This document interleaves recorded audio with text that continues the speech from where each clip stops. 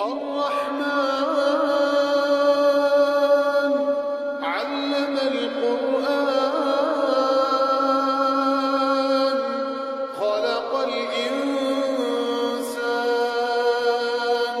علمه البيان الشمس والقمر بحسبان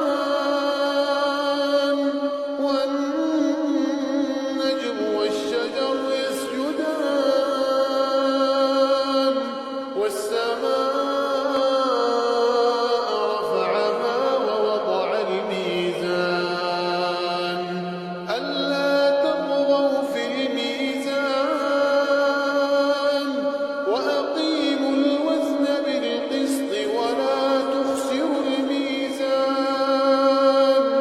والأرض وضعها للأنام فيها فاكهة والنخل ذات الأكمام والحب ذو العصف والريحان فبأي آلاء ربكما تكذبان خلق الإنسان من صلصال كالفخار وخلق الجن من مارج من نار فبأي آلاء ربكما تكذبان رب المشرقين ورب المغربين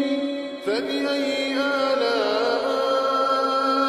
ربكما تكذبان مرج البحرين يلتقيان بينهما برزخ لا يبغيان فبأي آلاء ربكما تكذبان يخرج منهما اللؤلؤ والمرجان فبأي آلاء ربكما تكذبان وله الجوار المنشآت في البحر كالأعلام فبأي آلاء ربكما تكذبان كل من عليها